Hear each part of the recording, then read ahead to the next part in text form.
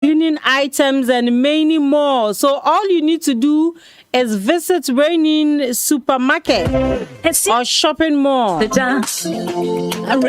get all your catering services taken care of. They have liquors like Red Label, Captain Morgan, Blue Label, Jack Daniels, Double Black, and many more. Commercial Street is where they are located, opposite the post office. 0244291047. Stand back and take account. Nara Rural Bank wishes to inform 8 valued customers and shareholders, business partners, and the general public that the bank has officially changed its name from Nara Rural Bank to Nara Community Bank PLC, effective April 1, 2026. This change is in line with the ongoing microfinance sector reforms by the Bank of Ghana, aimed at changing operational efficiency, strengthening governance structures, and improving financial service delivery across the industry. Please be assured that this change of name does not affect the bank's legal status, existing agreements, products and services or operations. All transactions and commitments previously undertaken under the former name remains valid under the new name. In view of the above, customers and the public are kindly advised that with immediate effect, all correspondence, transactions and references to the bank should bear the new name. Nara Community Bank PLC remains committed to supporting your financial growth and delivering improved services tailored to your needs. We take this opportunity to express our sincere appreciation to our customers, our stakeholders, our shareholders, the general public, for their continued trust, loyalty, and support. We look forward to serving you better under the new identity. But I gave you a call, and you answered my prayer. That's once you made a way. 1, 2, 3, and 4. Me boom, boom, boom, push your machine. And I'm friendly, baby, I'm a dream. In football, you don't reach the World Cup without discipline. And when it comes to your smell, the rules are the same. World-class defense isn't built in a day. It is built by brushing morning and night. Because every meal is a snack attack, especially with the World Cup game at dawn and midnight. And without the right defense, germs will score. That's why Pepsodent brings you the limited edition World Cup toothpaste. Choose from your defense variant. They have fresh bread for oral care that will take you the whole day, antibacterial to fight germ, gag remover for a cleaner, stronger smile. Get the Pepsodent World Cup Edition Limited today, available at supermarkets and shops nationwide. This World Cup season, Pepsodent says when it comes to your oral health, fan the World Cup. And jump to Shamo, money, and again, money, money, and jump to Shamo, money, and again, money, money, and jump to Shamo, money.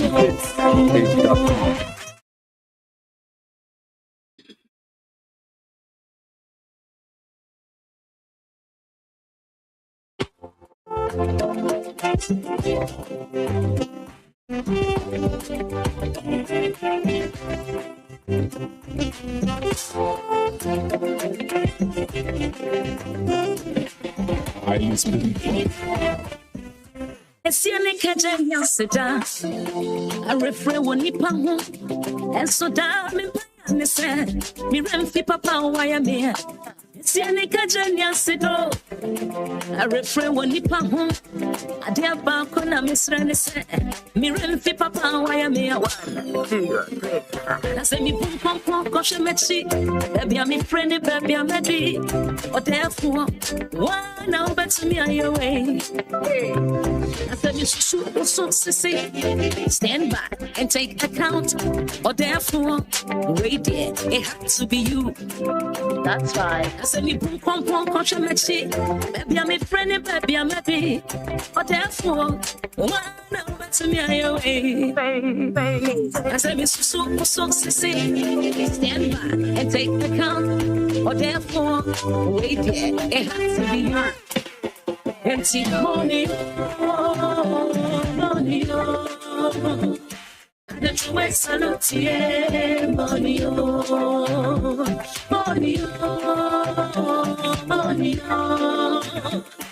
jump to chamo, money, money, money. So the Upper East region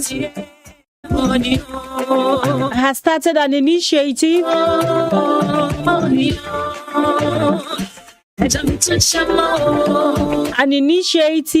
to put together a blueprint document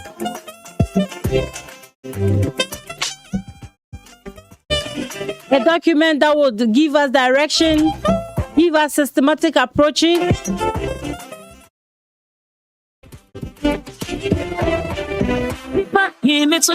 help us build resilience,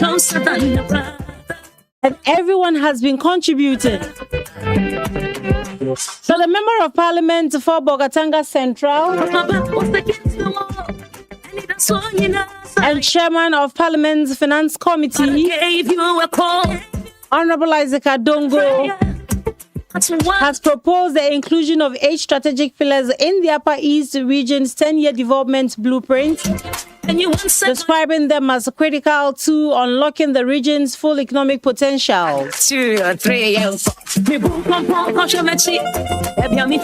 the proposals are aimed at strengthening the prosperity through enterprise, agriculture, resilience, and livelihood, and it's called PEL. And take account, or therefore, wait, it has to be money. The framework, beginning this year 2026, expands from now to the year 2035. It is an ambitious initiative seeking to mobilize approximately 8.6 billion Ghana cedis in public and private sector investment to transform the Upper East region's economy over the next decade. Everyone is commending the initiative. Honorable Isaac Adongo isn't an exception.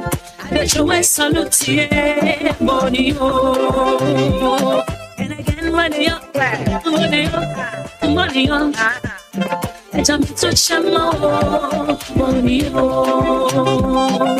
And again, money up. He said the technical expertise and collaborative efforts of the committee would be instrumental in delivering long-term development for the people of the region. Money on, money on.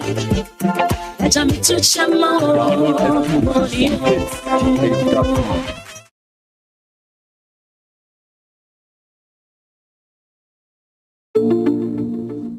Sugar daddy, yeah, yeah. Tell it all, yeah. Puff, puff, pass, my Mary Jane. I'm high on life, wanna meditate. So allow me, make I enjoy life. Cause problem not the finish, oh, babe. We did different wahala. Problem not the finish, oh, babe. I just wanna party every day.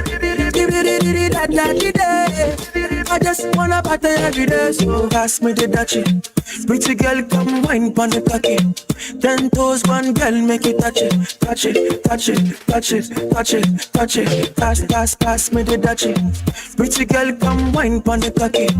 10 toes, one girl, make it touch it, touch it, touch it, touch it, touch it, touch it, touch it. Shut up and bend over. All right, so this morning our discussion is going to be bothered around Pearl. Bend over. Let your back out the talking over. It has been the whole of this week. My life, I want to be happy. I want to dance and party. Feel the rhythm of body. I just wanna party every day. I just wanna party every day. So pass me the dutchie. It has been the whole of this week because we as a radio station prioritize the development of the Upper East region in every content we churn out. And so if there's going to be a document that is supposed to strategically direct us as to which steps to take,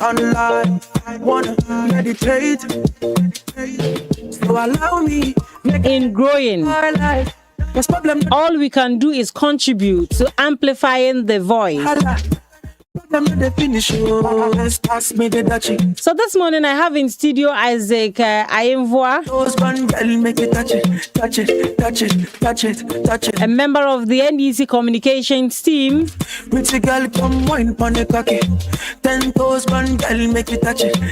and also the secretary of the Bolga Central constituency.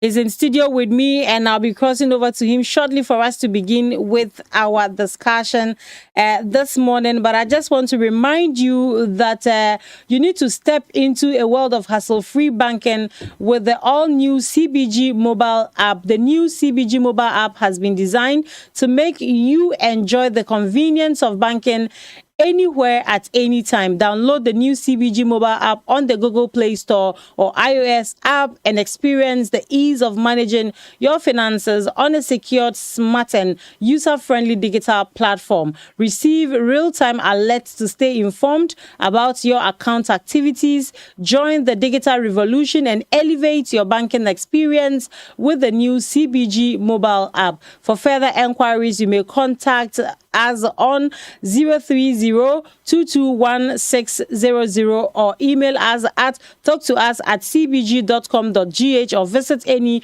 of our social media handles on Facebook, Instagram, and X. Terms and conditions apply. If you're an importer or an exporter and looking for trade solutions, then you should be looking for the CBG because they have what it takes to give you that hassle-free experience with the CBG's trade solutions. Your trade financial challenges will be an issue of the past. You need to take advantage of these trade solutions and expand your business internationally. Your transactions are going to be secured, and that helps you to build in a good credit history. For further enquiries, all you need to do is contact CBG on 030-221-600 or their email, which is talktous@cbg.com.gh, or visit their social media handles like Facebook, Instagram, and X for further details. Terms and conditions apply. CBG, we stand with you. And I'll cross over to Studio B. Good morning to you, sir, and thank you for coming. Good morning. Please, how are you? I'm okay. I hope you're also fine. I'm fine, thank you. Okay. Yes. Okay. As an Upper Easterner, and knowing that there were discussions around putting together a document called Pearl and finally having it launched 3 days ago, the caliber of people, the enthusiasm, the excitement, the willingness and readiness to contribute to the document. I mean, how do you feel about it? Not as an NDC member, but as somebody who hails from the Upper East region. Okay. A very good morning to permit me to empathize with party members.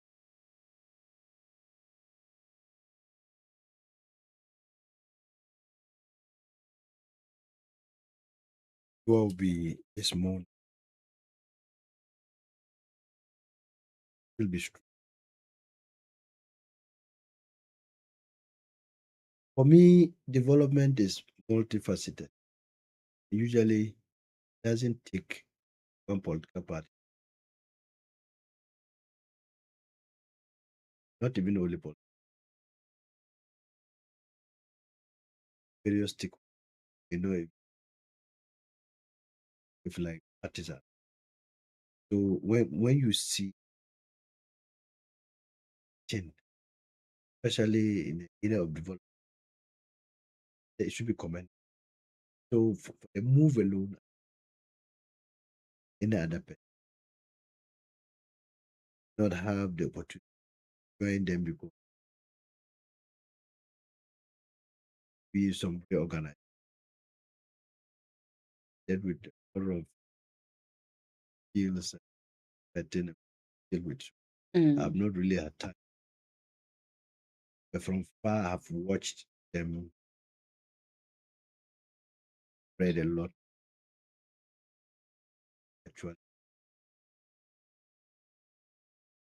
is in the field domain. So I am so happy that what seems to have behind forging ahead to ensure that is good very that alone the optics speaks volume.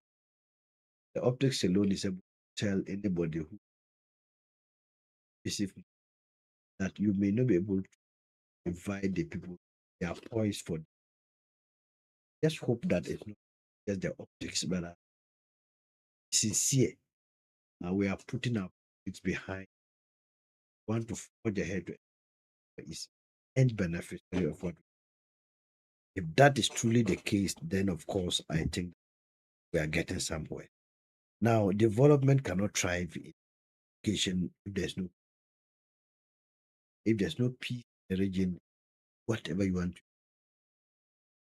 The war should care people, war should let people file. They wouldn't want to seem to be working together as a once we do not work together, the people, this thing called development will elude us. And so what I can do first of all, before areas that the seeming tension or the chieftaincy that we can do that too without necessarily going secret. Because if we are currently at war, what it means is that leverage exists now, able to help people to chieftaincy problem, land related issue, not lenders. Even in more nuclear family, when we are on the president, there are still areas that so I believe that with what is happening in the Upper East region, don't say it is it. If we had started somewhere, I believe this 10 and started we were in the second, third year. Some of the see when we talk of development, I said peace. And the second one will be access. Areas that, for example, agriculture is one of our that can pull us from where we are, take us out of poverty. Have a very good the roads that will lead to farms. Those roads are how do we get cut starts from where they sell. So it means that if you come together, identify critical routes that will support our agenda. Not saying that some routes are, but there are critical routes where when they are properly constructed, they will be able to take us out. So we shouldn't look like also a big man party that and I'm from a location. I think that location get development. This be shared, it should be prioritized. That okay, this when they are able to move in well swift, to employing almost to be Upper East minded. That don't be looking at what you can benefit us. You are going to look at what you can benefit us. Mm. Last or three, I was in the South. I realized that teachers who had come from school, see them change quickly. I said they were going into the valleys. I wanted to find out why they were so they have their rice farm. Usually, when they say from the valley, I have not at first information, hand information about what is happening. I realized that the valleys are even more than one. You see them say, "Oh, that's where they make their living and do things." So it means that farming. But if you go through the roads were not good, especially now that it's been raining. See how to even get into the farms. How many farms over there have farmhouses? You see, so that you go to the farm and it's about to rain and you cannot stay there, you have to run home. At least, if you are engaged in commercial farming, it's of where you located should have a farmhouse. Yeah. Something that can protect you from the hazards of the weather when it's raining, especially. So these are some of the things we think that as the development is being promulgated by people who matter. I have seen experienced people like Professor Miller who been interest quick. And in fact, he's been somebody who has championed this through SADA and even through to Northern Development Authorities. In fact, he participated in trying to map up areas where we needed dams that matter that could be used for irrigation. And that brings me to a point of Greek as well. And in this case, we're talking about irrigation farm. See, we have less than 4 months of serious rain. After those periods, we may have to revert to the usual dry season. And if you don't have dams that we were able to get water to do dry season, the 4 months rain or 5 or whatever will not be able to suffice. You cannot feed the upper. So once I saw people that I say these are people who will bring some experience, in-depth knowledge when it comes to. I also saw business people, not only from the region but coming from other areas to share their experiences to we the local see. So I think that this one, the white collar job alone is unable to feed the upper. Government industries the industries are not even there in the upper east region. And we either you are a nurse, you are a teacher, the government set up some. What are the industries here? Our tomatoes factory is down. What is it? As they will tell you, raw material. Why are we not having? When I was growing up, around the right away from coming down, the irrigated lands where we could go there and cultivate tomatoes, potato, other okra and stuff. Used to do. Now these days, if you go, very few people venture into those things. The land was becoming destroyed by our actions and whatever, and nobody was doing anything at all. I remember we started something they call crop rotation, or is it shifting cultivation, where you have to leave this one for 3 years. I got tried those years, but still some diseases came on. We didn't have the TOs, technical officers, to advise farmers on what to do so that they do not infect the land up to a point. So eventually, we don't have so much activity along that belt. Apart from those closer to the streams, they do like garden stuff like that. But it used to be major right away from Via. Then you come through Gore, Zare, then through to Ikene and Sombromo. That it used to be green. And sometimes when we came from school, you didn't even want to move inside town. You moved down. When you get it, you get virtually everything that you needed at the time. I think if we see that type of revolution now with this current business mind or with the current Greek minded people here, I think it will help us. So I think that it's a good one. Okay. And I like the way it wasn't political. Chiefs were involved, Tindanas were involved, politicians were involved. My Now, fear is just the issue of politics takes me to my next question. Beautiful initiative by all standards. We've had all the people you've mentioned and even more attend and accept it. But the initiative is started by a politician. How do you think that will influence how it works? What sort of systems should be put in place such that it doesn't appear to be like it wasn't our party that started it, so let's put it aside and see if we can also start our own? Yeah, I agree perfectly with you because we have had 40-year development plan by a certain government. Another governments come to power. They know. Maybe I do not think that those people who spearheaded this ones are my party people. So let me also see whether I bring in my own party people to see whether they can or do their own thing. That is in line with our manifesto. And for me, that is the danger associated with the things we do in this country. I just pray and hope that we do not allow politics to take the better part of this process. It is true that it's initiated by a certain minister under a certain regime.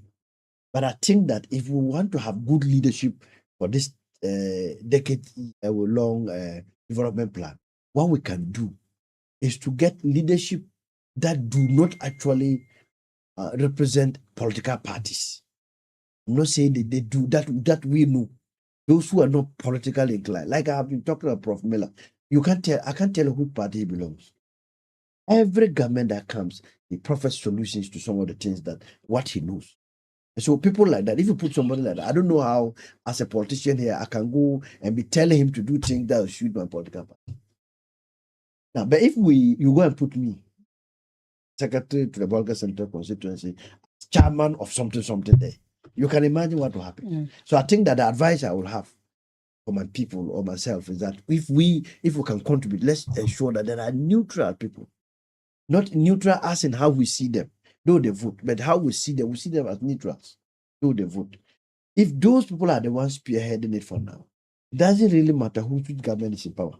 If the NDC loses power today, those people should still stay put, and try to behave as neutral as they are, so that this at least program is not thwarted. If we are able to do this, I'm telling you, there's a lot of benefits we can get from this one. I have seen what hitherto were not averting our minds to, and people are not thinking that we used to have this. We have children today, like our children, they don't know some of the foodstuffs we used to. Yes, they don't. So now, if we get back to them and begin to, and our culture, we are losing significant part of our culture. I think that, like I'm saying, leadership is a problem. We should try and get as neutral people as we can, to let them be the one to spearhead it. Ministers or people, DCs should be playing supervisory roles. Let the things get to them as their bona fide properties.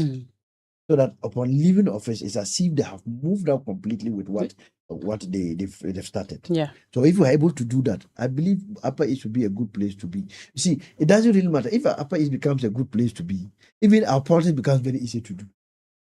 See, education, as I've always said, is key. And education is not just about writing and doing whatever. Letting people know what they are supposed to do at what point in time. So that sometimes we politicians do not take advantage and exploit them. We know we exploit the vulnerable. That's what we our politics is all about exploitation.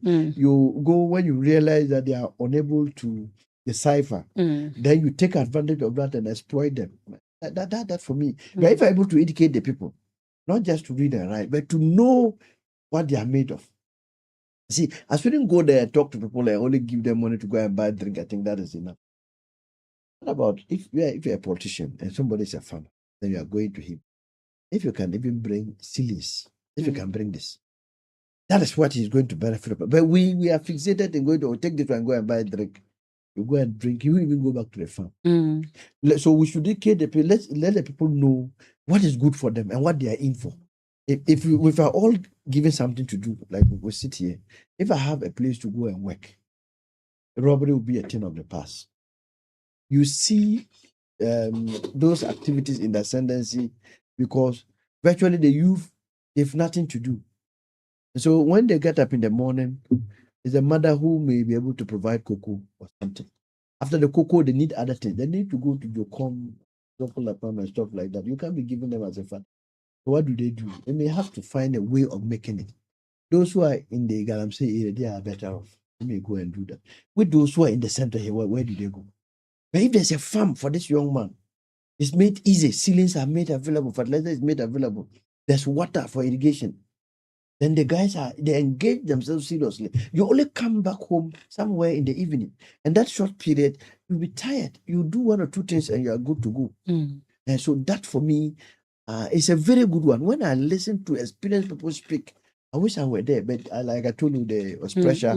I could not be there. But I'm just so happy that we should begin behaving like Upper Eastness. It doesn't really matter. So apart from farming, you've mentioned farming quite a number of times. Yeah. I mean, looking at the region where we began from, at least from the time you've been alive, what other critical areas do you think we should be identifying and concentrating on?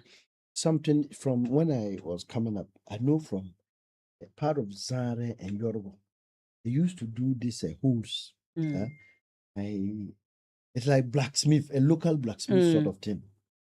That was where if you wanted a good hole to buy, those areas, you go there and place order, and they will do it for you. Now that activity is going down. Does it even still exist? It is there. Now, it is even happening at a time that when students are going to school, they need holes to send to school. Now, the point is, why is it dying? If you ask my children today where that thing is done, they don't know. But I have personally been to those local areas where they do those things. Pottery, where those who do pots, still around Zara area, they started and down this way. When you go there, you see a woman sitting down, trying to do a bowl or a pot, and you see how they do it. Now it's dying. Why is it dying? There's no market. You go to the Iglis to eat. Now they have a certain bowl that is made of clay. It's not from here. Our bowls, the only place I can knock my chest and say I get those type of bowls is Rock Gardens. But those bowls are better than the rubber we use to sell food. Now these are areas we have allowed the people, they have abandoned the things, they don't do it any longer because nobody is encouraging them to do that. These are areas we can expect. Young guys coming up, when you close from school and you get home, if you can do one or two, the next market day you send it to the market, you get some coins and you are good to go. It engages the young ones. You won't have any other mind than to be doing something for yourself because you think that this, if I don't do this, I may not get something to eat. Apart from this one, basket weaving, it is widespread in our region, if not widespread, but especially the central. Go to Gambinko, Doloko, you go to Ikena, Nyare. Almost everywhere they do basket weaving. And when the rains are over, they've cultivated their produce. The next thing they will do to now be getting money to buy ingredients is the basket weaving. Now, have we actually integrated them? Now, what they do is that they don't just do the normal basket weaving. We've then moved from now some stylish way of doing them. Now, you should have vocation centers where they are trained. There are people who can do this. Yeah. Then you put them there and train them. Some NGOs, some individuals are already doing. But Trade Aid started something. They have built some centers in areas and they have put them there and they've come together. Those who can do this type of baskets, they put them there. But how are they supported? Or why can't government initiate a process where we have even the straw? It's not easy to get. We can provide them funding, some soft loans. Maybe if we're not even giving them cash as we think, let's get the straw for them, what they use in weaving the baskets. Let's share it to them. Let's engage them. See, young girls, if you engage them mostly in some of these things, they do not have the luxury of going to places they otherwise would not have gone. Mm. You see them going up and following men because they don't have anything to do. But if you get them this type of to train them how to do better baskets, they do them into several shapes and forms. Even they do this is the beds for kids, I mean babies. There are things like that. They form them. But I come from those areas and I have seen we deal in them and I realize that no, we can escalate it. Let it be a bit wider so that these young ones are able to sit home. So that the young girl will not just come from GSS Mm. and she has nothing to do. And she's forced somebody who maybe has gone to steal, giving him something, buy a small phone, and you are taken away. They are destroyed utterly. Mm. See them becoming pregnant at that very tender age, and it's causing trouble for them. So I think that So there's a lot we can do. in the area of The- technical and The vocational vocation, training, yes, we can do that. so maybe we should be putting up a big workshop that the region can call its own, or That's what I'm saying. improve on the ones we have in the schools. We have existing ones, but at least every community, we can have centers like that, craft centers, we call them craft centers, where they learn these local crafts. This one, you don't even need a highly educated person to train them. You need one of their own Mm. who is good in this one. Let's pay him or her to teach these young ones how to weave these modern shapes for baskets. Mm. And there's already an existing market for them. These things are exported. So they won't say that they can't do it. They are exported. So when they do it well, people they will come and buy it and sell it out. They should be, and let's facilitate their how they sell them. Sometimes they produce them, and we take advantage of them and buy them at very low days. Let government come in. Government can come in the area of business and support people who are into basket to be able to support the locals as well. But when they weave, it shouldn't sit there and rot. These are products when you produce them and you allow rain to beat them, and it becomes waste. So if we have keen interest in these ones, and we do not put impediments on how they are exported, we give them that leeway, so we assist them export these things, but they'll be making a good living, and Ghana will be a good place. Like I have said, if everybody is doing something small at your own corner, of course, you won't have crime rate going up. It is so because we have given birth to children and they are all looking up. Somebody has finished university, 7 years is still roaming. He's just waiting for somebody to employ him to teach, to employ him into the nursing something. And the place we have not actually, they'll tell you that though there are vacancies, but the without to pay is not. Mm. How long can we continue to be waiting with our degrees? And when we could have been doing something that may even make us get more money than what we would have gotten if we were in the white collar job. So the Upper East has now, risen to the occasion and is trying to tackle its own problem. What we can do is our problem now is mentality. That inferiority complex. We too from here. Now, if we don't do away with that mindset, it is as if nothing good can come from the Upper East now, because of our where we come from. No, let's take that away completely. Good things can come from here. If we begin looking down upon ourselves, and let me talk to our colleagues who are better and they think that they can't come and establish anything in the Upper East. You go to Accra, you see correct business people. They are from Volga here, Congo, Buku, whatever, but they have established their big businesses in Accra, and they don't want to have an outlet here. Let's try and recognize that our place also needs development. And once you put up that your small factory here, you are going to employ 1 or 2 people in that factory. Look at Lesken.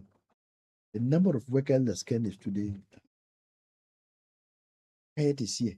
Sometimes I feel for them. How much they pay light bill, I feel for them. he has established it here. One of the good hotels. He's employed people, but he pays so much electricity that can't government come in and say this is an indigent from the Upper East region? Can't we have some form of subsidy in terms of electricity for him? So that if he breaks even, he can employ more. Once a private individual employs more, he's taken away crime in the area. The unemployment is also reducing. That is the problem we have here. Those who have sacrificed, they have come to the Upper East region to set up their businesses here. They are thinking of also running away because cost of doing that business is high.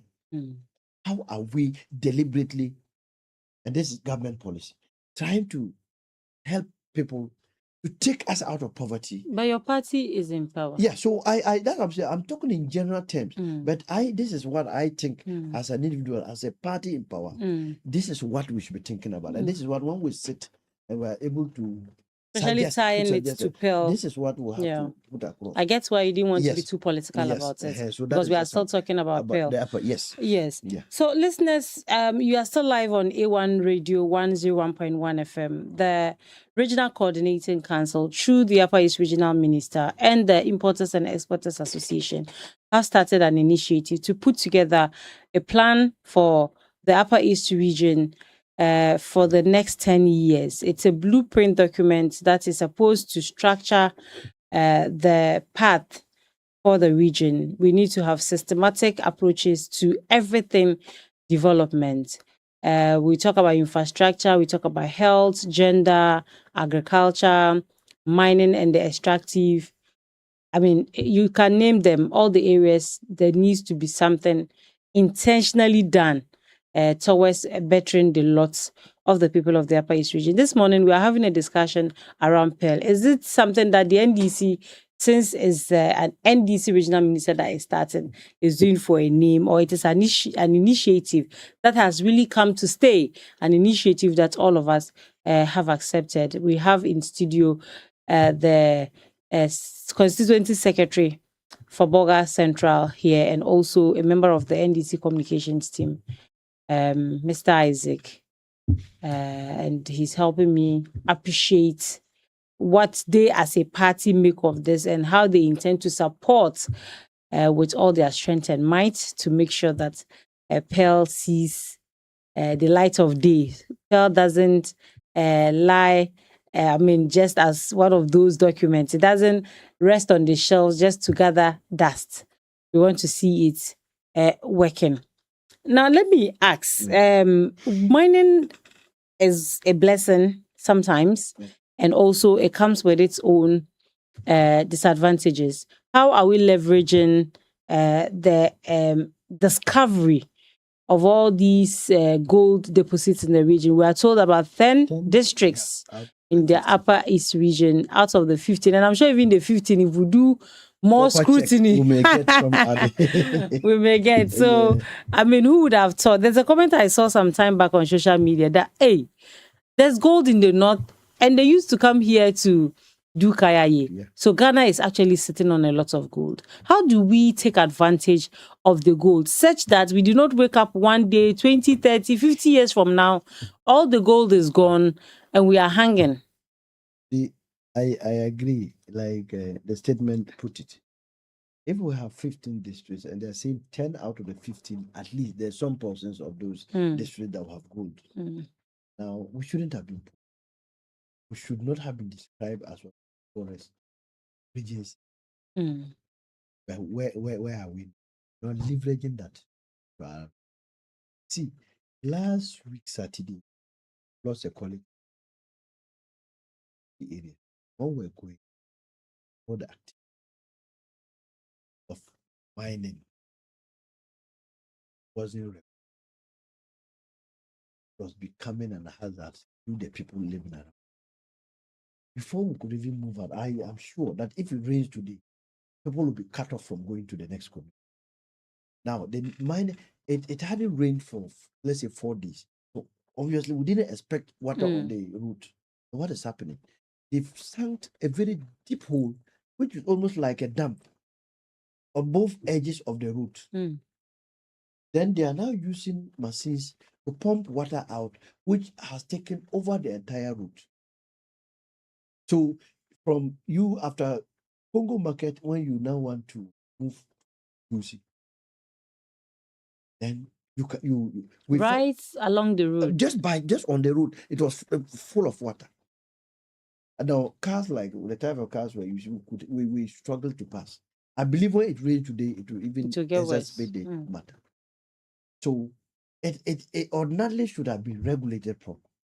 Now the NDC government came out with a blueprint that we should put some youth in groups that they are trained how to do responsible mining.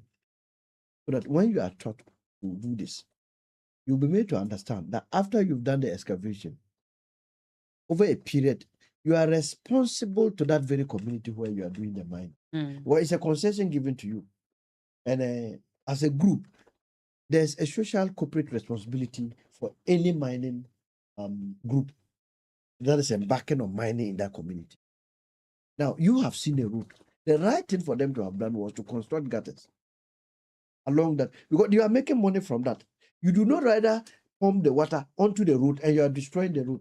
For the assemblies to use the make common fund to come and construct the road for you to destroy. And it was in the full glare of the people. So I spoke to one of the DCs. I said, this one, when you people go back, we have to do something about it. Because I know when it rains. And I know obviously the DCs will do something about it. They will do. Because the place was an ice. So almost everybody spoke about that particular arrangement. I'm trying to say that when you get to the place, when you are doing the mining and it's not regulated, it becomes disaster.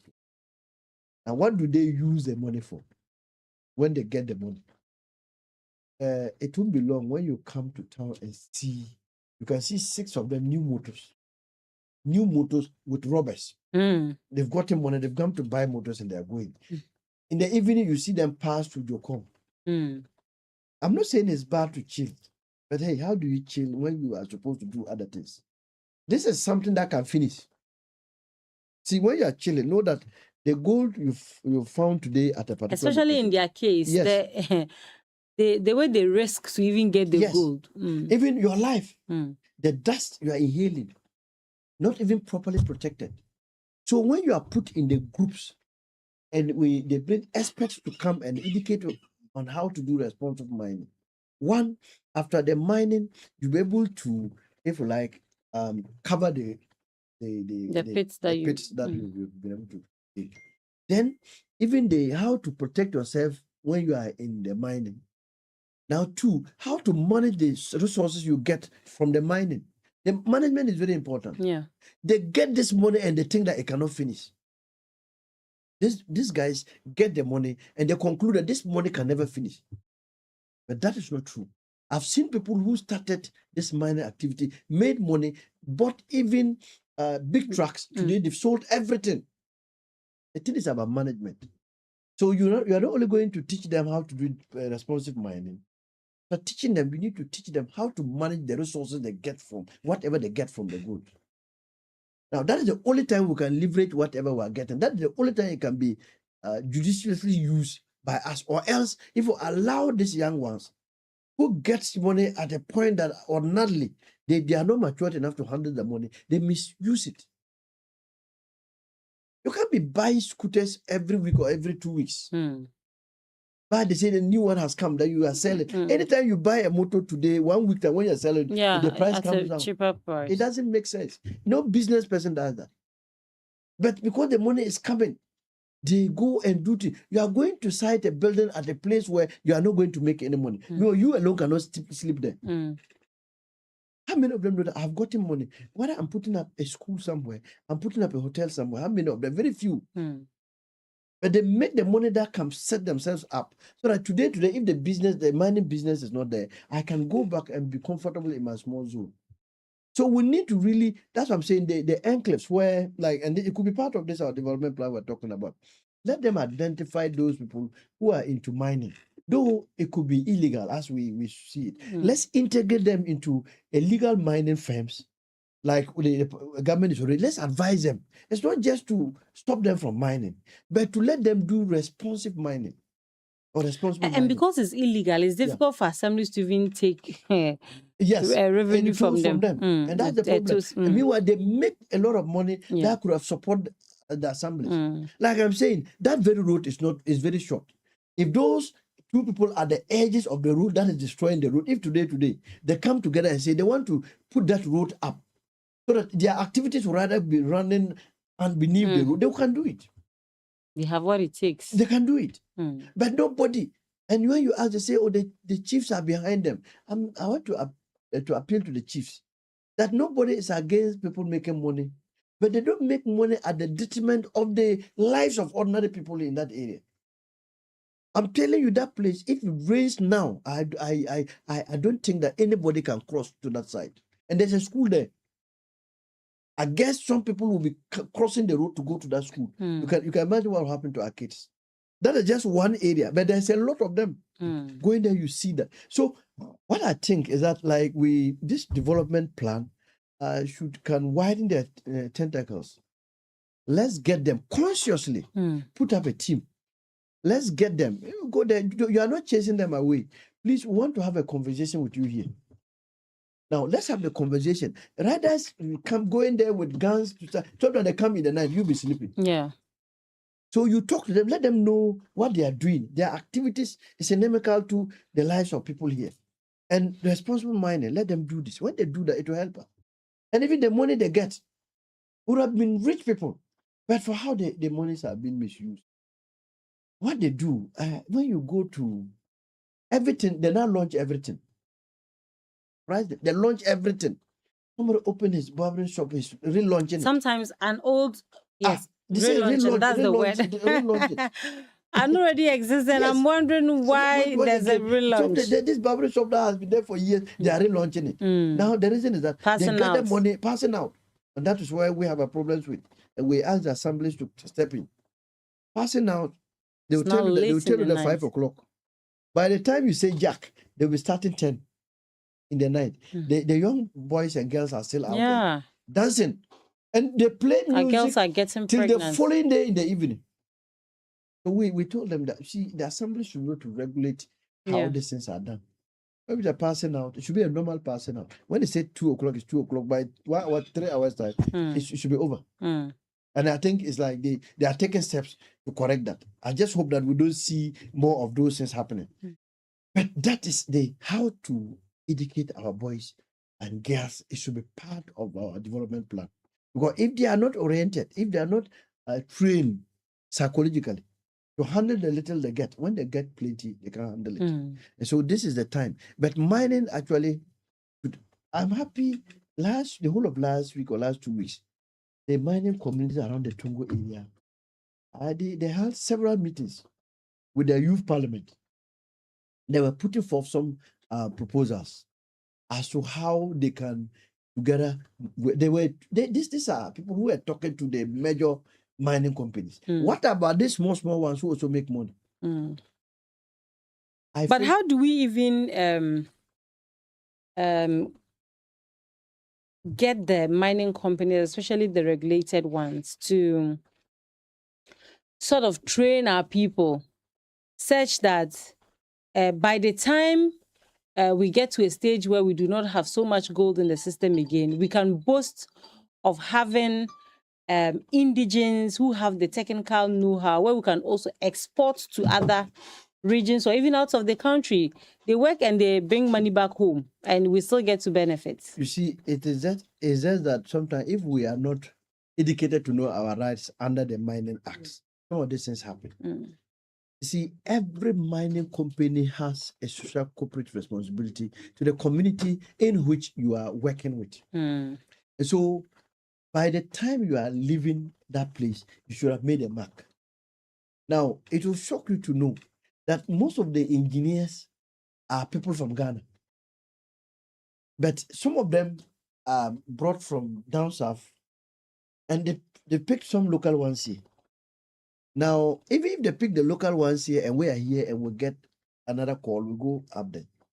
But like I said, if we don't train those people to be aware of mining and its related activities, And they are even they right to mine at the place and what they are supposed to do.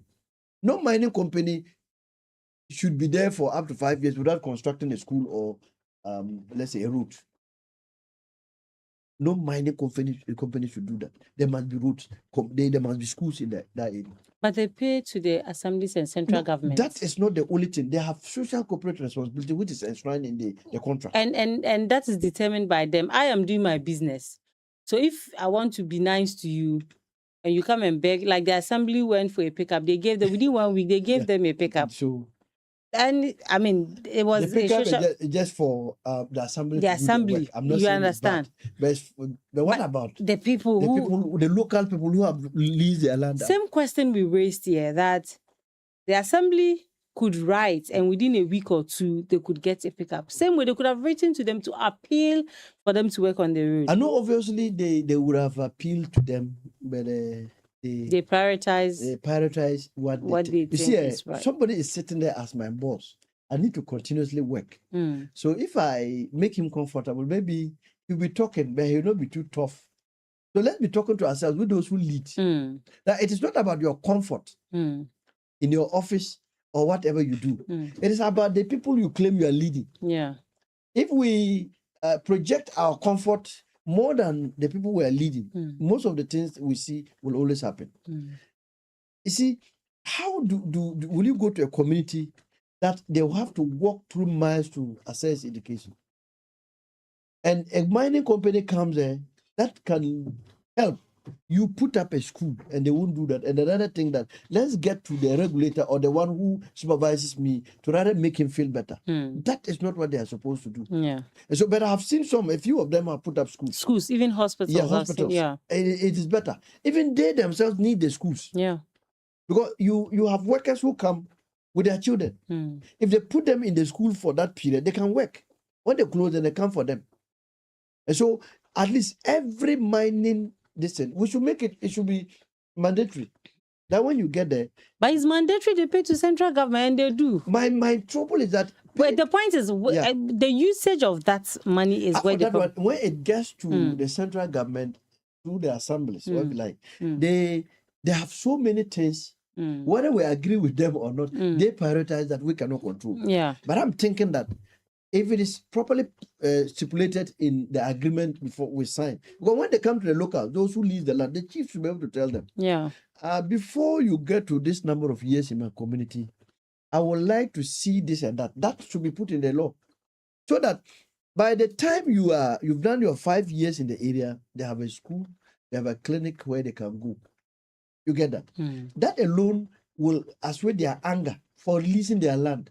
Know that this is a land they've leased to you. They are not going to get it back any moment now. And that even if they are going to farm, it means they will have to move a distance to do the farming. And so what they can get in return is a school that if the wives are pregnant, if people are sick, they can go. It's the hospitals and the schools that their children can also go. So if those things are not provided, then no mining company should even do anything there. They rather go build nice houses for themselves and they are staying in that village.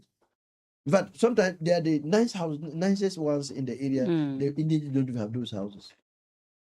And that this thing should be strictly followed. A certain percentage of the indigents should be employed if they are employable. Yeah. Half of that agreement should not be taken away. But again, I said, when you get the gold money, people should be taught how to use the gold money. I'm not saying people don't know how to use money, but if we are talking about developing as a region, all these things count. That's it. Because you mentioned hotels and schools. Yeah. If we have some of them using their monies to build hotels, then it increases the number of hotels in the region. And a better place to go. Yeah. They're making money. And there are a lot of businesses that can open. I'm more particular about the gold money because it is something that can finish. It's a resource. That resource can finish. Assuming it was something, water that runs and never end, I won't talk. But I'm afraid that the gold will finish here and they will hear that there's one. Currently, there's one in Burkina and Mali. And a lot of our guys go there. Yeah, the people around the Bongo enclave now go there. Then and one thing that is also actually pulling our people there is the substance they take while they do the work they do. I agree with them that they need to do some work which involves strength. So they think that if they put substance in what To they drink- enhance. So if you see our younger brothers tie a 5-star Mm, at the back of their motors and they are going to the farm area, it's not just going to be a 5-star. mm, When they get there, they drop some things into the 5-star and take, and it makes them work and they are not tired. You are abusing the system too as well. Mm. And you will that not be tired today. you'll be tired today, but tomorrow you'll be weak completely. When you are supposed to now be 40, that's the time people think that you're 60. Mm, You've weakened the system, you've abused the system. And so that for me is also another problem. So there's a lot of work that should come in this. Once you are educating them on how to even handle the small money they get, you have to educate them on health hazards related to the work they do. mm, After which you have to tell them what they shouldn't take or what they should take. So that is the problem here. So I think that the goal has come, that's fine. But have we really driven away poverty? No, not exactly. Why? It's because of how we've not been able to coordinate the activities of these young ones. mm. And we think that so they now go make their money and use it on something that's not productive. Wow. You can't be buying motorbikes as if you want to store them. You don't do that. Mm, When you have your one simple motorbike and you are using it, can take it to where you want to go. If you want to buy your scooter, buy one. Why will you buy one and 2 weeks time you are changing another one? You want to let them look good. I don't know how true. They used to tell us that when they started getting money, some people go and buy zinc and they'll use two. I don't know whether it's true. That's just an allegation. Assuming it's true, some people needed to be educated. yeah. That you don't need to put And they two. don't do that We anymore. don't do that. So you see the thing. So for me, that is the Yeah. problem we have with our people. But for development of the Upper East region, I think that let all of us embrace it. Mm, I'm a politician, a very deep one for that matter. But I will try as much as I can Yeah. to let's look at the Upper East. mm, Let my colleagues also join us do this thing. yeah. It shouldn't be because Akamukri today is a minister. If another minister comes and is an MPP minister, Mm.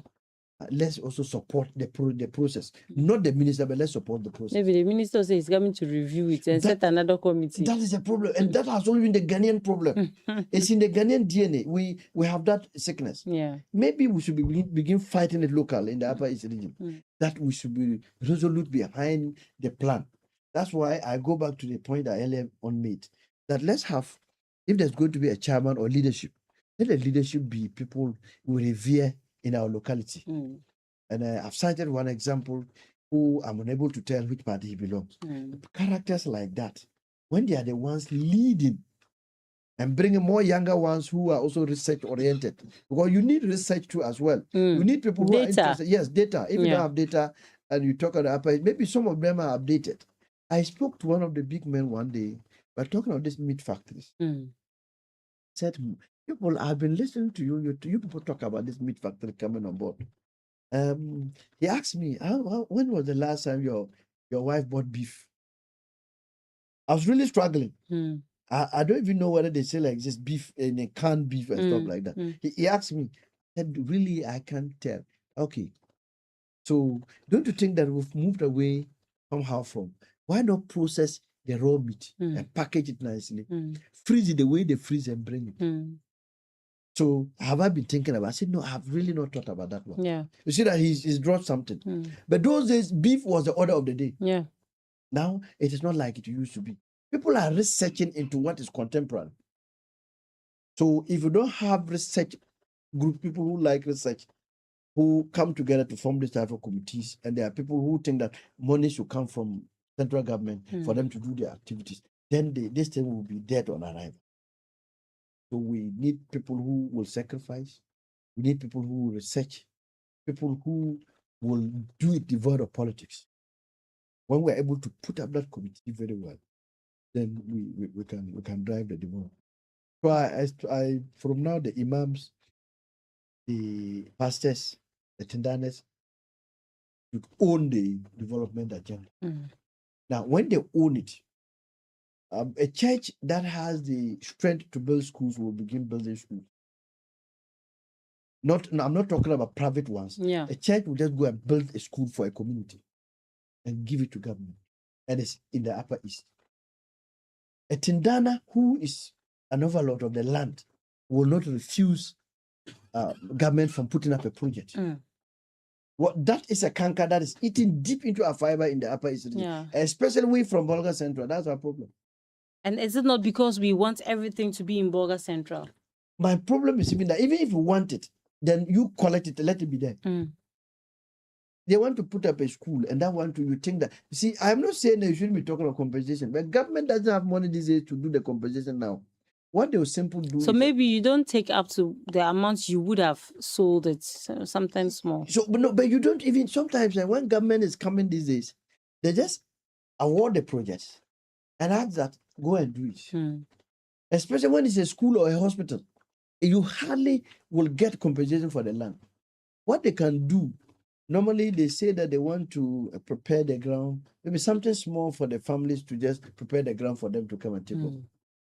Somebody's But- 50,000. Yeah, but you can, so for me, if the Tendana is there, and it's properly indicated to know that this hospital they are building in my community, when they are picking watchmen, orderlies or whatever they call them, they will be picked within my environment. That Tendana will appreciate it. And let government be true to his ways or her ways that, see, when we really build the school here, the indigents are the ones, the watchman job, you don't need a skill, isn't it? To do the cleaning, you don't need a skill to do cleaning. Those ones, you can get them there. Even those who are skilled labor, if we still have people within there, let's consider them too as well. That's their benefit from releasing their land. Now, when the Tendanas get to know that this one, they won't be difficult in trying to release land. So these are areas that we need to. So I'll give you an example. Yeah. There was a scenario where family sold the land. And in the negotiation, the people said, oh, we are coming to construct this thing here. I don't want to mention what it because it will be very obvious. Yeah. And once we do, you people will get jobs to do and all of that. The security, the cleaner. Wow. So reduce for us. So they spoke and the people agreed. And when they were done and they started operations, the landowners, direct landowners, went there that they wanted to be security men. They had sold about 4 or 6 plots. And they said, oh, the security job has been given to Zoomla, a security company. So you have to go to the security company and apply. If they pick it, then you tell them that you are from here. So you get it. Those are some of the challenges. And you are just sending my mind back. There's an NGO. I will not mention the name, it's obvious. When they wanted to start, they were occupying somebody's building. So they said, oh, they wanted to leave their place. Years, so many years ago. I should be up to 15 years. I remember if my assemblyman is listening. When they told us that if you can get something within the mind, then myself, Van Evans, and the assemblyman went and spoke to some old men. But my area is hot cake. Yeah. Yet they release land. I think it should be more than 3-4 plots. They put up this place. Go and see what is happening there. Go and see what is happening. How many of our people have been employed? So it was the Evans guy who told me I have gone to the chief and complained about how the people are handling those things. So see, we are now having to go there and complain to our chief. Was it the case? No, that was not the agreement. And the agreement was that when you need the labor, especially the local one, let's get them. They are very close. Yes. So the old men, obviously, they are right not to be happy with us. Yes. Because we convince them that they say this. Yes. So when it comes that I want to talk to the Tendana or the landowner, I'll be afraid because you may not follow through your words. Yeah. So the advice is that the government puts out a system, please let the people who are around there, they've sacrificed. So some sacrifice will also come from government. But these days the problem too is from central government, and I will say this. They don't longer allow heads of those institutions to employ. They say go to the net. And so there's a pool. They pick you from Accra and send you direct to the school. But those days, if it's a school here, the headmaster or principal is allowed to do local recruitment. The people, pantry, cooks, watchmen, they were employed within. So you even have people working in the schools for some number of years and they are absorbed. But now they sit there and central government is bringing people. And you know how it's myself and other people like politicians. we get our people from somewhere, come and they are now permanent workers. And those who've been working there for 7 years are still working as people who are helping. And so maybe, like we're saying, let's also change our attitude. The way the politicians should also try to change. Yeah, we are talking development. And this morning, yes, you don't sound like an NDC at all. So we just want to do that and see how we can move on. And Upper East should be a better place to be. Yeah. So that if I finally retire as a politician, and even we cannot do politics any longer, the Upper East should still be there. That's just how I think. Very well. So, listeners, you are still live on A1 Radio. We've been discussing the Upper East Region's launch of the PEL document. A committee was set to put together a document. It's been reviewed. Suggestions have been welcomed. People have gone to contribute to the document, which is yet to be fine-tuned and put together to be launched later in the year. And I've been here with a communications member of the NDC and also constituency secretary of the Bolga Central constituency. I want us now to talk about flooding. I mean, who is to blame? It's a big question. Like, sometimes you see the flood situation and you don't even know where to start from. We talk about indiscriminate buildings. We talk about the indiscriminate disposal of waste, the enforcement of law and order. I mean, it's scattered all over, and it's sometimes difficult to place an arm on who or where or which office. But as we continue with the discussion, maybe we will be able to identify exactly where the problem is coming from.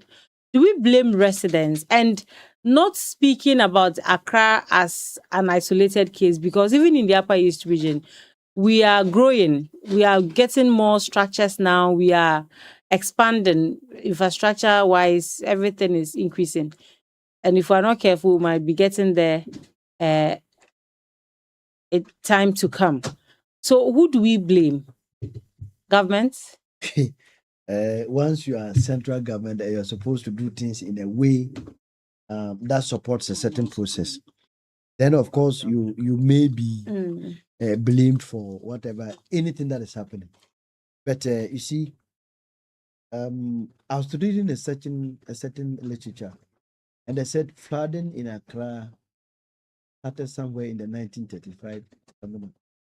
That was even times that we didn't have so many buildings in Greater Accra. And so it has been a ritual. It's something we've come to know. So that is not to say that government shouldn't do anything about it. So we've had flooding in Accra.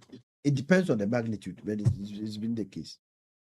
Now, there was a project known as GARIP, that the Greater Accra Resilient and Integrated Development Plan.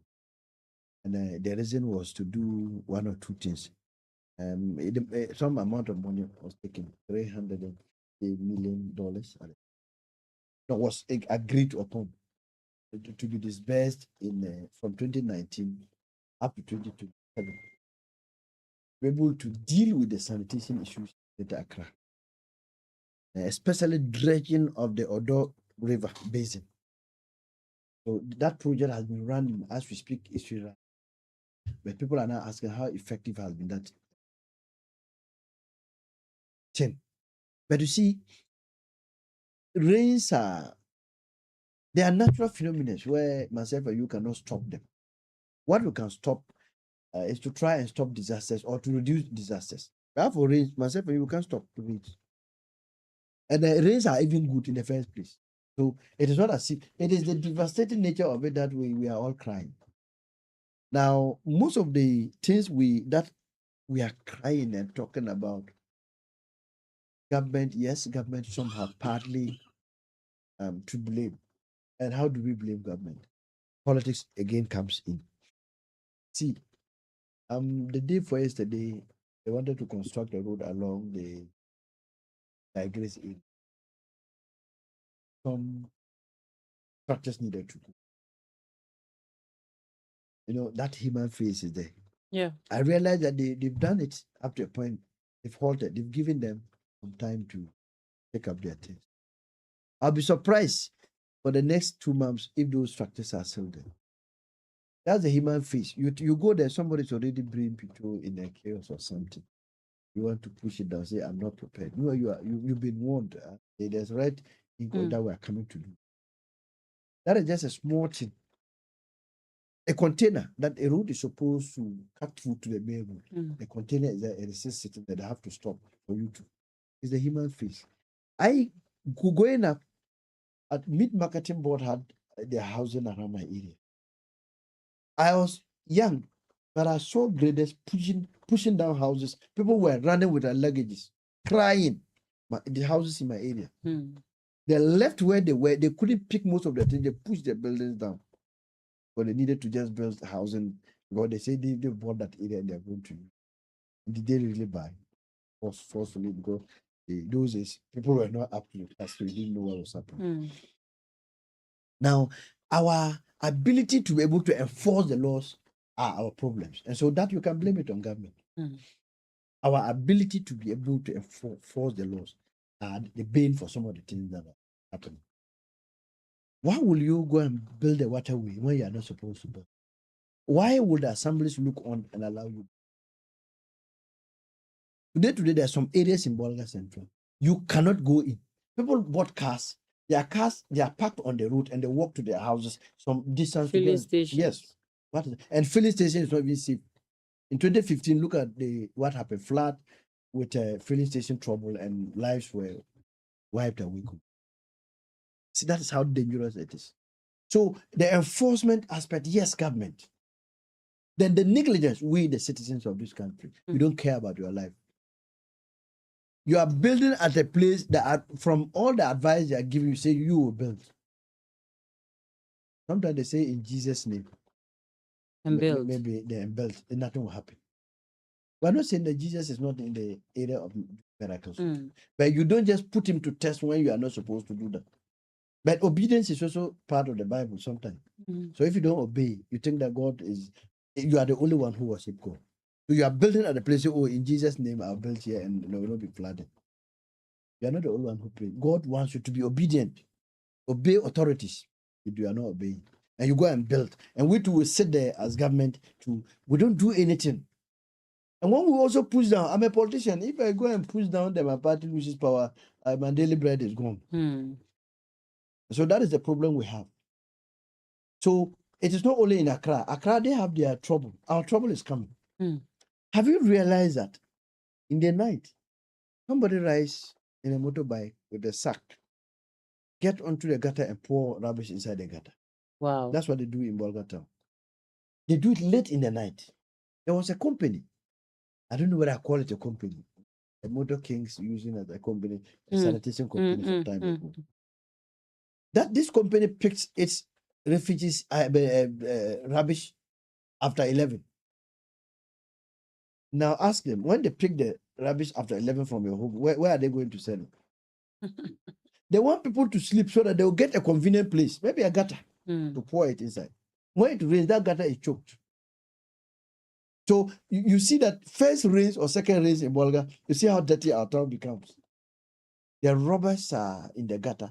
They are now being exposed by the water, and the whole town is filthy. At west, some areas are choked, and we are also beginning to experience our own small flooding.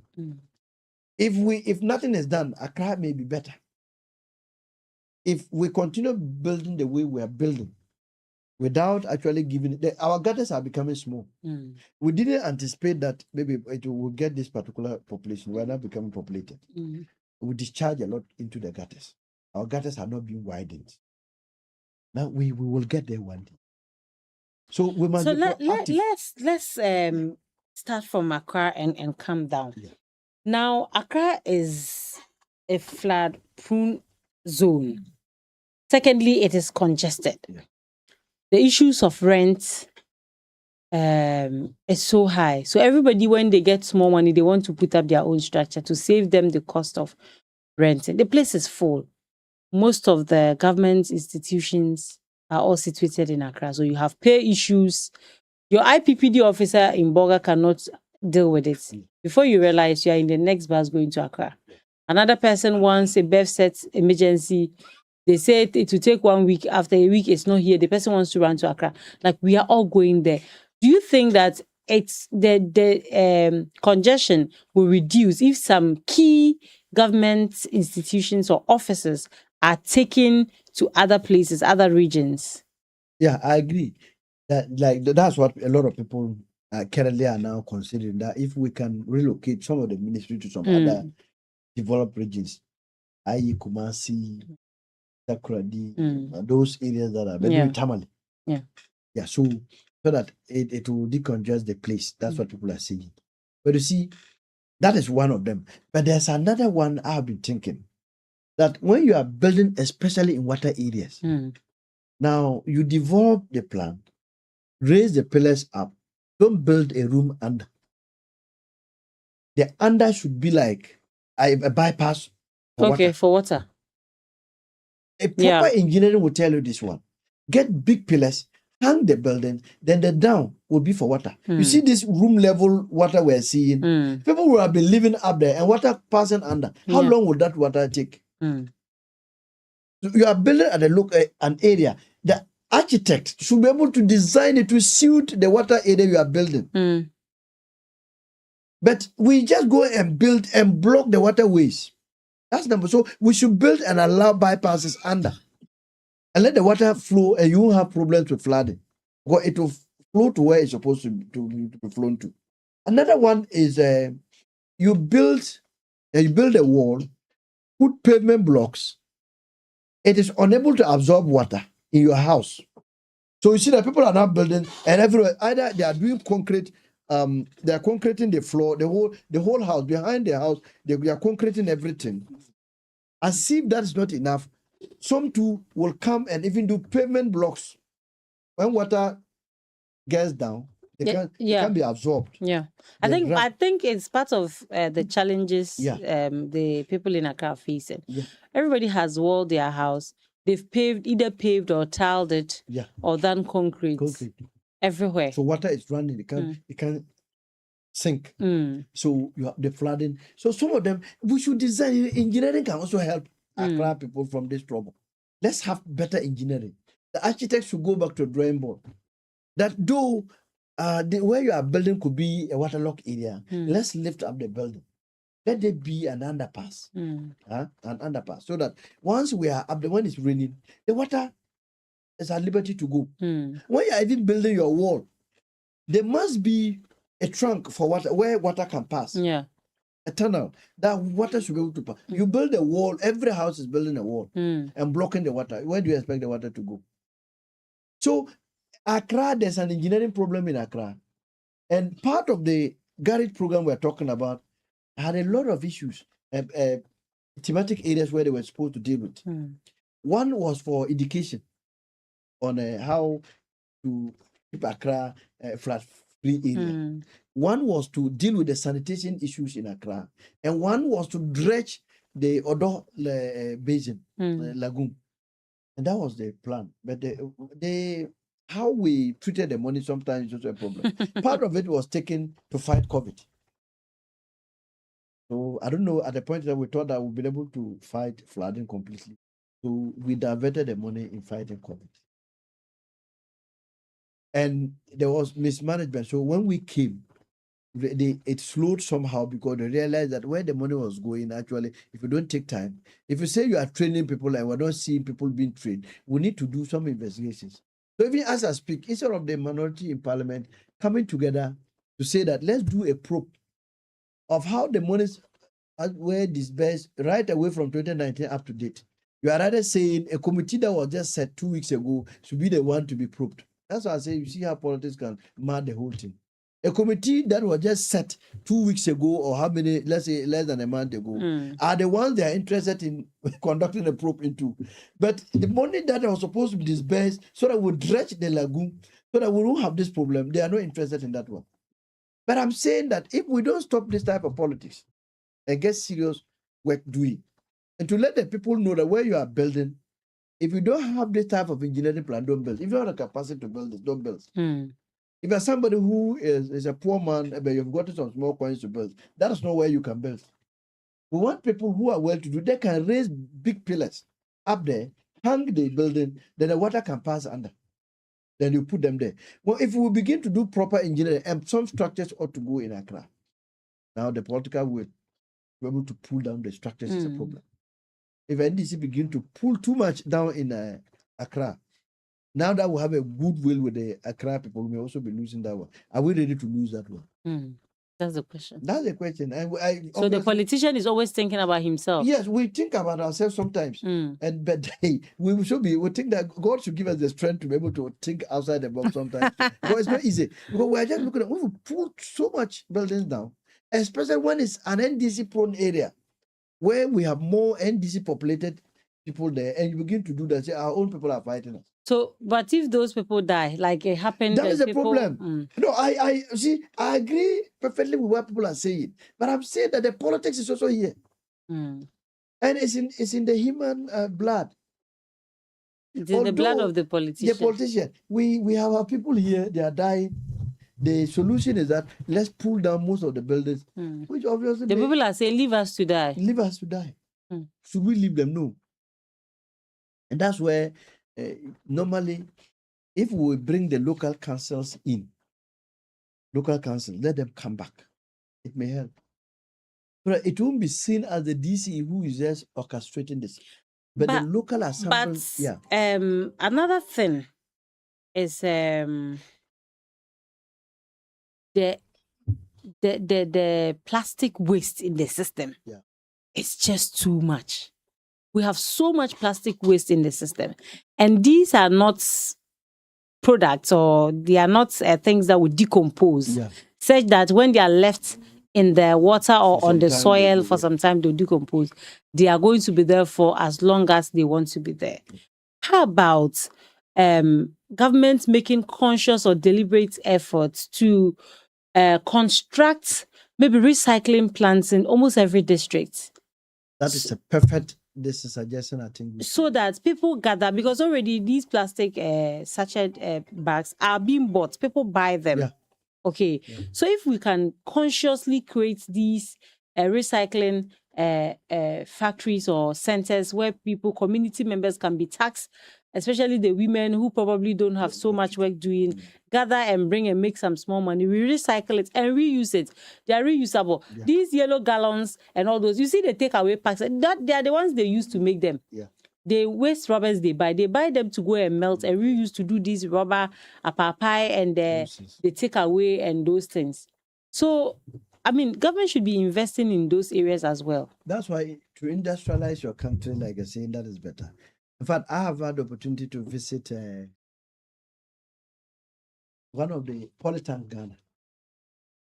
I didn't know that is what is happening in Ghana. Part of our course when we were doing our master's program, somewhere in 2016, we visited that particular company. Wow, that's where I saw real work being done. All these polytanks, how they are molded. Yeah. How they even get to the pellets that they use. They are from these things we are talking about, plastics. They are broken into. They have like machines, chippings. Then they melt them and pour them into molds. And all sort of, whether fertilizer bags, the butter they use in praying. Yes, the yellow gallons. How they were done, I experienced it. Yes. And I just realized that we are wasting down here. We are wasting materials. We are wasting. Here. So, like we're saying, why is it only in Spintex route in Accra? Why can't we have one in just say in the north? No, even if you don't have the factory, one. Those machines, if you have the machines, it can grind. What you see when you're going to carry the bottle, plastic bottles, empty ones, it's going to occupy a lot of space, and that's going to make the transportation cost higher. So get the machine, grind them. Okay, just break them into the small pieces, bag them, and carry them to Accra. You don't need to bring the factory itself here. It's more, even if we have the factory in the north, let's have one here for the northern belt. Okay, that we can easily transport. If we can't even break them, let's have it here. I see those who were human beings working were many, and they were just blacks. There were some who will pick it and use scissors to do it nicely and bag it. those who are supposed to be taking it from where a lot workers were many. If you have it, it is going to create employment. Yeah. And it's taking the robbers out of the system. Do you know even in our farmlands, when robbers are there, it doesn't make we don't get good yield because of this robbers thing. Yeah. So if they are able to be collected to a central point and they are recycled, like you said, it's also a good one. It also takes away blockage of drainages and stuff like that. So we like I'm saying, what is in Accra, I think that we should be praying for ourselves as a people, and let government, as we have always said, also begin to do re-engineering of some of the areas in Accra. You can break the houses, but if the place is not re-engineered to fit for purpose, even the debris, if they don't collect them, they'll be there. They can even be another trouble for us. But I think that now onwards, if you are supposed to pull houses that are blocking, do that. But see, once we are unable to do that perfectly, the building strategy should change. I've seen the water. It's not as if it has become so mountainous that they drown people. And let's just say a room level. Most of them are like room level. But if you stay in a room level in water, you will die. So what about if you say, okay, the room level, there shouldn't be a room there. It's a tunnel for water to pass. And also, now everybody wants to have their own house. Yeah. Elsewhere, we don't have that system here. That they build them, and you can buy your apartment. Yes. In that structure. Yeah. You understand? So you have, say, a 10-story something like that. with a lot of apartment, 2-bedroom, 3-bedroom. Then you go and buy your 2-bedroom. You go and buy a 3-bedroom. Now, I want my own house with a fence. You also want yours. He also wants. So we end up with, but if we're that way, we'd have solved the accommodation issues because we would have all been centered at one area. We leave the waterlogged areas and the water flows freely. And even in those architecture, most of them, the down floors are for parking. They create them for parking spaces. So when it happens like that, we don't have much of a problem. See, that's why we are a developing country. We are not developed yet. We are just trying to follow. See, the man is already corrupt. He's amassed wealth. He's bought several cars. He wants to park them in his yard. You want him to be living with people. So they will know that he's carried so much into his house. But they're out there. Why will you have 4 cars changing them? What? Does it really make sense? Do you need a 4? Once one car is able to take you somewhere, do you need to have 4 cars parked in your house and you change them like water? So will you want to go and be staying in a company with people that know that you have this? Won't they go and report you? Out there, they'll look at how much you earn and what you are able to do.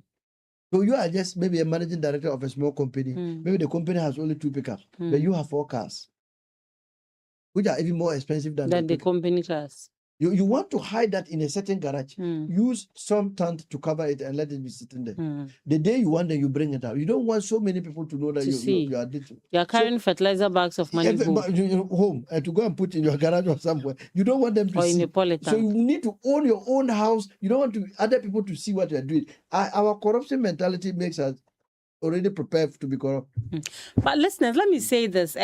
He wasn't the only one invited for today's show, actually. We extended an invitation to the MPP communications team.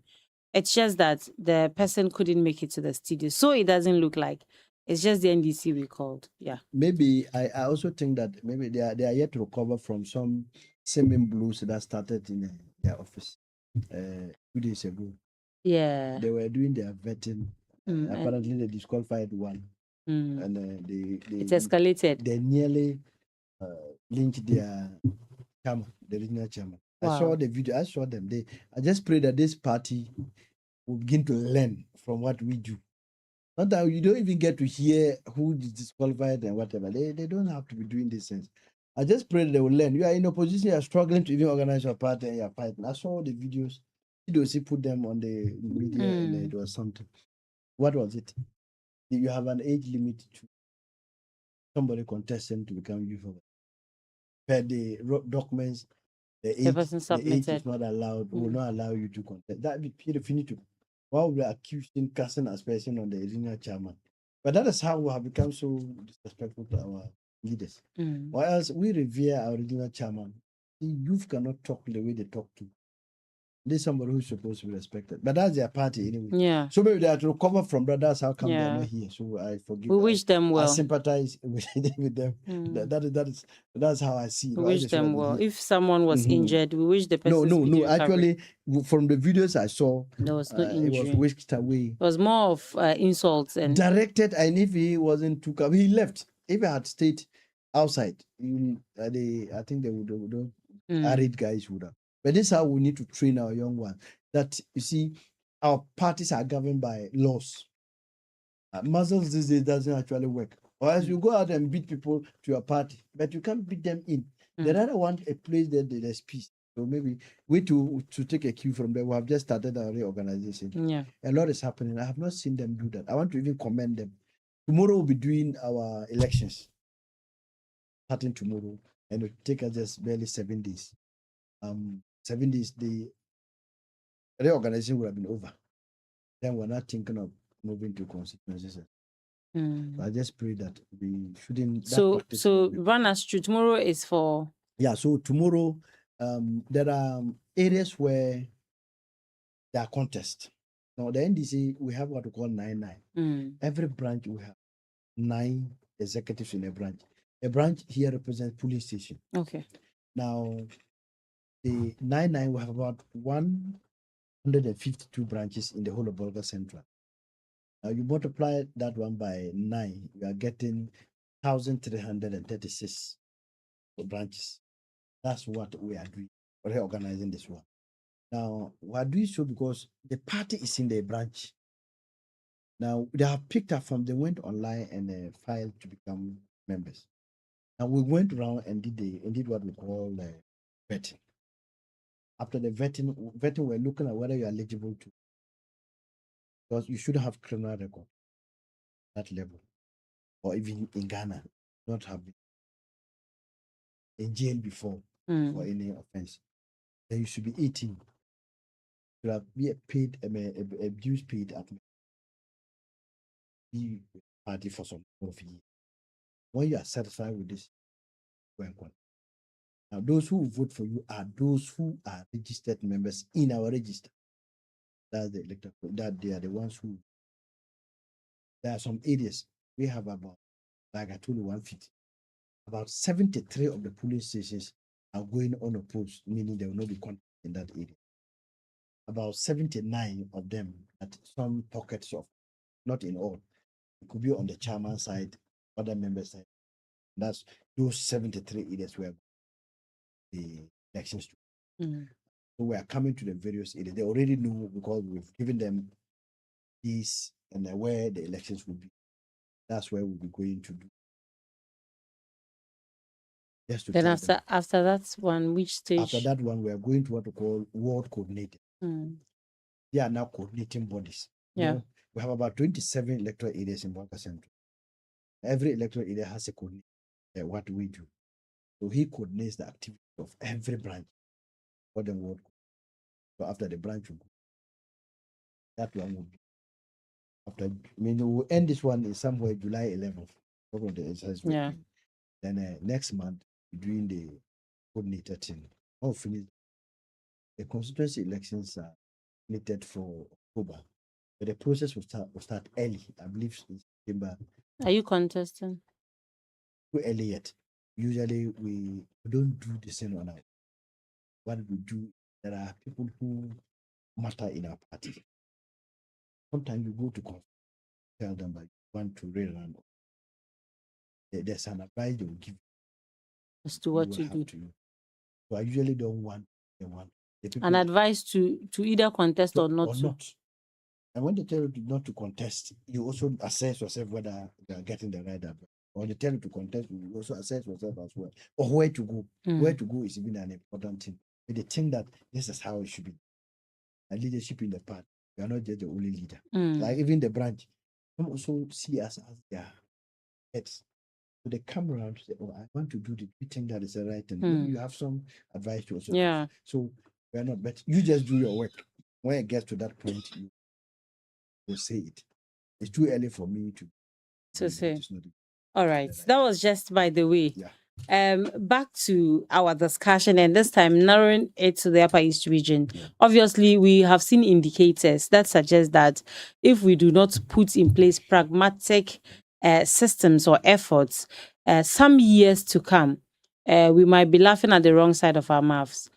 What do we do? How do we make sure that the kind of flooding situations that we are seeing elsewhere does not happen here? Yeah, so like the things we are talking in Accra, the same thing should apply. Mm. Not building on waterways.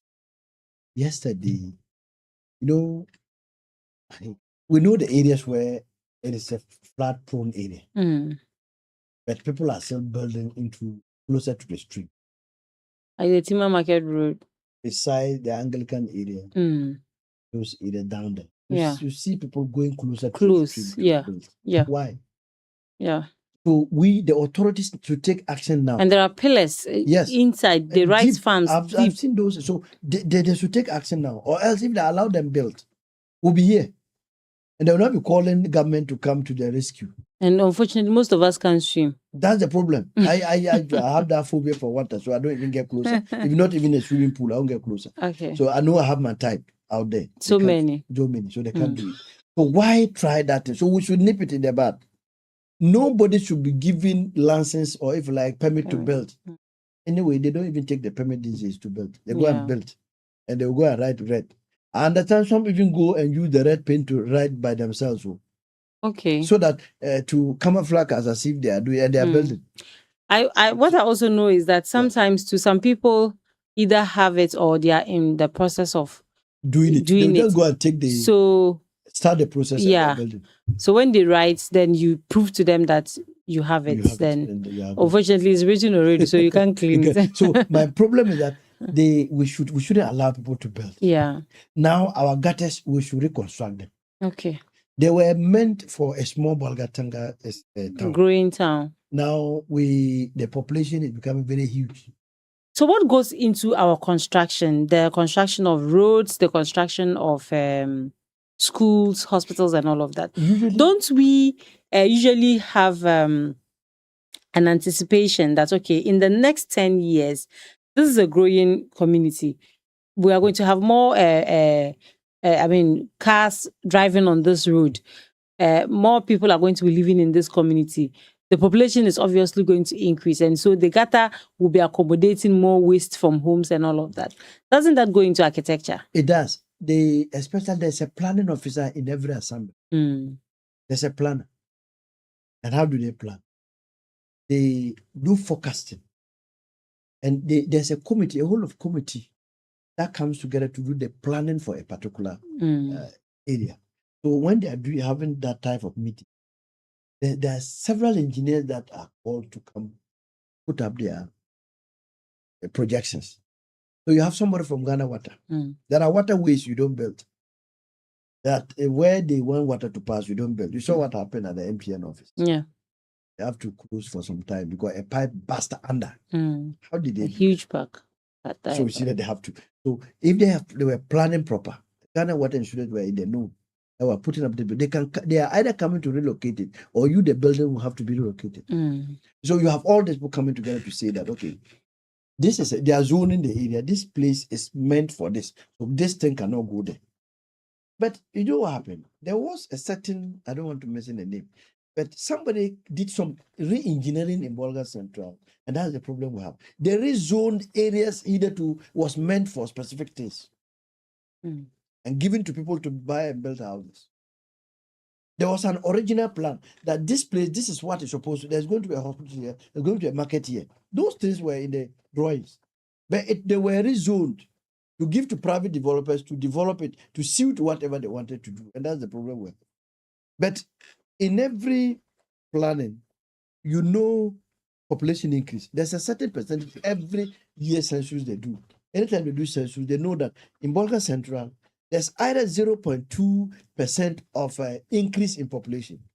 So if we are projecting, or if we are going to plan, we have to take into account how rapidly our region will grow. They do. But still, sometimes they compromise on the things because of lack of resources. See, you see the type of gutter behind Assemblies of God. If you have those type of gutters, how can there be a blockade? So people are doing some activities inside. Yeah. But it should be wide enough to carry the water that comes. I understand that place was a valley, like it was a place, grazing land for cattle. Mm. And that's how come they realized that if they don't put a better drainage there, then the water could see that it has been able to absorb the water around that area. Yeah. So our gutters also in town, around estates, around the Anglican area, they are too small. Let's widen them and direct them straight to the stream. But that's not what we are doing. But the gutters sometimes stop halfway. And now the water is allowed to go into the farm area. And on the road. On the road. And if we don't do anything now, what it means is that the next few years, maybe Accra one could be better. Did they have better houses? Maybe, excuse my words. They build with big pillars and stuff like that. Maybe our houses will be washed away. Though sometimes, and don't build on low lands. Some lands are meant for farming. You cannot build there. For instance, the irrigated lands, you can't go there and build. So let's also consider some lands as farmlands forever. And move to high areas where there won't be flooding. And the disposal of our waste. Have you seen what is happening around the Kola? When you are going, you see them, they have poured rubbish. They pour them in the night, as I told you. I have seen this one in the night. Somebody poured it. Hey, then he took off with his bicycle. And you know, sometimes when they pour, you know the type of people pour, excuse my words, those who have mental problems. Yeah, those are they give to them to go and pour. And give them 1 cedi, 2 cedi, and they go and pour it in the Kola around that area. And when you are coming, that's where we almost everybody see. That's somebody's some living organisms habitat. So we have fishes in Kola. Yes. And those. So you can imagine. Yeah. So they pour them around there. And that is human activity too. We should desist from doing this. Our landfill site, the assembly should also be proactive in putting those containers at where they are supposed to be put. You see that they have somehow. I think it's basically an issue of attitude. Even with the containers, yes, somebody might see the container. And pour it outside. You know, you might have a dustbin that is not so full, but somebody will go and would not position the container well and pour it outside instead of pouring it into they even bin. bend and destroy the containers as well. Where we put our container for a school, you have the locals coming down, rather pouring fire. And it's burning, it will burn throughout the night and weaken the container, sometimes eventually destroy it. So attitude is also a problem. But can we enforce a law that if you have a house, you should have a dustbin? Okay. Now, and you should belong to at least a house should have it. When I come out, you get a sticker of a company that is taking it. Let's encourage more people to go into waste management companies. Yeah. So that they can dispose them for us. It also comes with its challenges. I'm sure we'll have another time to talk about it. Sometimes even going around to take the monies from these people, I don't know, sometimes they feel that, why am I paying so much for the baller? Why am I paying so much? But if they are educated to know why, they think that it's only the courtesies that need those ones. You need it as well. Now there are areas where you can't dispose anything. You can't come out and be everybody has everybody is having this. So you have to let it. If we have so many companies, you don't need to pay so much for it. In the whole month, if you are made to pay 50 cedis for it to be disposed, I mean there won't be a problem. We should be educated to understand why we are not only is it inimical to or floods or something, but even our health. Yeah, mosquitoes, you pour food, whatever, they jump into and come and jump into your food. Yeah, and flies. Cholera all over. Yeah. So those things should be indicated. Sanitation. Okay. What we used to hear of summer, it was scary. Yeah. People who say summer, people come and get you. And you see people trying to... Now the summer will go and be standing by the boiler and converse. That's the problem. Very well. Okay, thank you so much. Thank you so much for coming. We are grateful. You came alone, but it's been worth it. Thank you. You had so much to say. Yeah, so I've been having a conversation with the Boga Central Constituency Secretary and also a member of the communications team of the NDC. And we've been talking about the Pearl and also the flooding situation in the country and what it is we can do as a people in getting solutions to all the challenges we are confronted with. Yeah, so you're still live on A1 Radio 101.1 FM, and you're still live on Daybreak Upper East.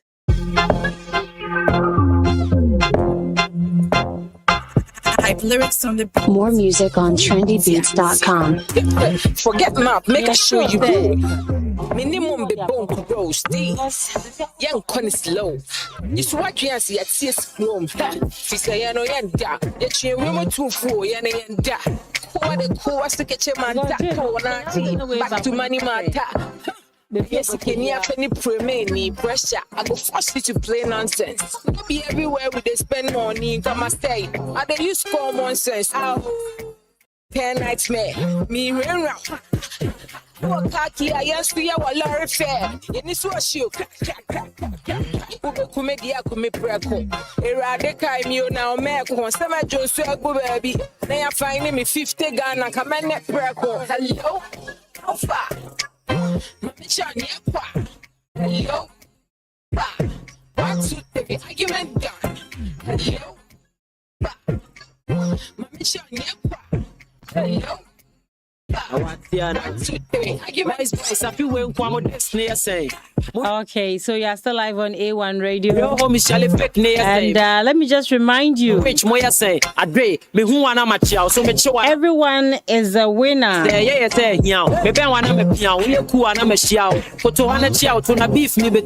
everyone is a winner in the Ongalicious Abin Waha promo. Over 4 million Ghana cedis worth of cash prizes. And other prizes to be won. Just to look for the special Ongalicious promo pack. Submit 20 Onga powder promo sachets and Onga shrimp tablets promo wrappers at any Onga redemption center near you and receive your sachet card. Your scratch card, I beg your pardon. Scratch to reveal your unique code. Send to *713 *27# You can do. and win instantly. So want to me Riamenka. Want to me Diamempa. Cambo with Diamempa. Cash prizes up to 200,000 Ghana cedis. There we go. Deep freezers, smart TV, kitchen appliances, and more. Promo runs from the 15th of April to the 15th of July 2026. Please bring Hurry, don't miss it. sugar, egg, Terms and conditions apply. mixed with eggs. So the redemption centers in the Upper East region for the Onga promotion, Argument done. Hello. we have some agents you can contact.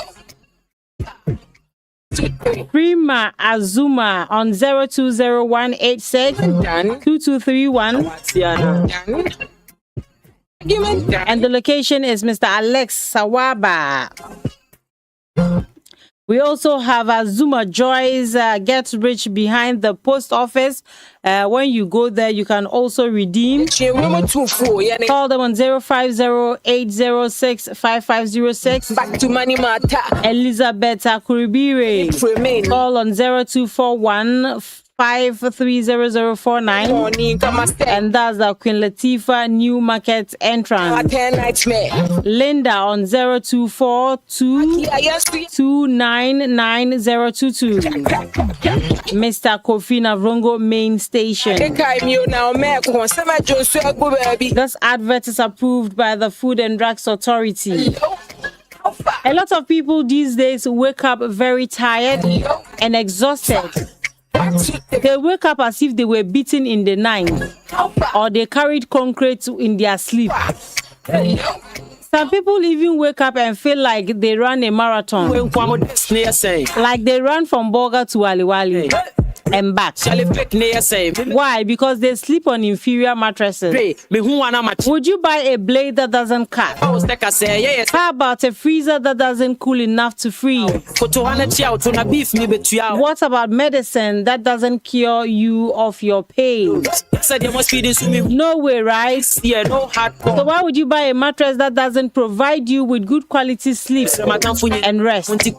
As humans, we spend about a third of our lives in bed, Since you are going to spend that much time, my brother, my sister, wouldn't you rather be lying on a mattress that is clean and just right for your body? Be smart, oh my dear. Treat yourself well. Don't spend 1/3 of your life sleeping on the wrong mattress, or else they do yourself. Latest foam mattresses are durable, they are quality, they are strong, and not made of rubber as the other mattresses. Get to any Latest Foam showroom in the region for your Latest Foam mattresses, pillows, and foams for your chairs and others. Latest Foam, your partner for life. We'll make it for you if you come and visit me.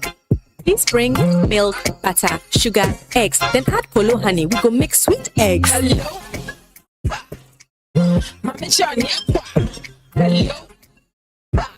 1, 2, 3, argument done. Hello.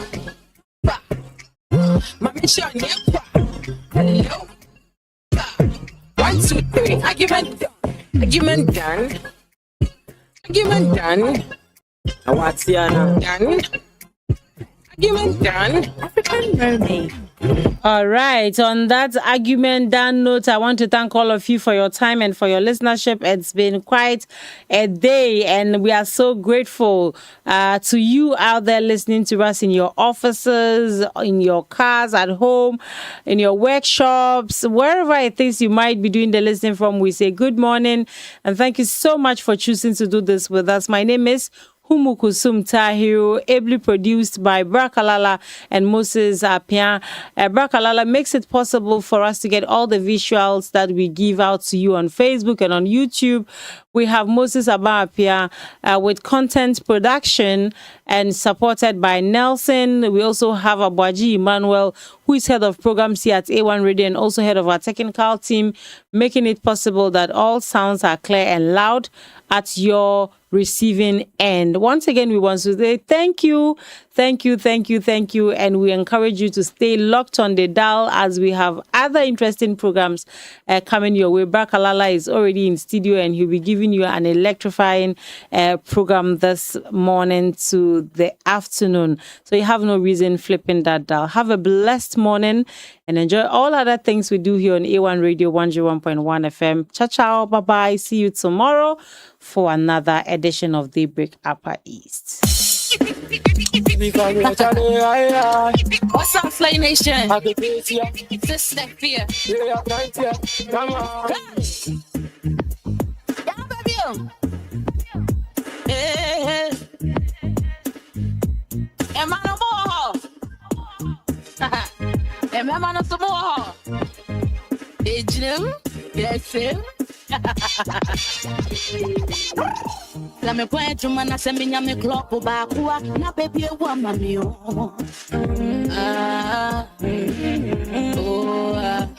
Kakra Basham, they may be Chaman, the man on Parenio. Or being friend and now for mammy. Young Costa, who a bloomba.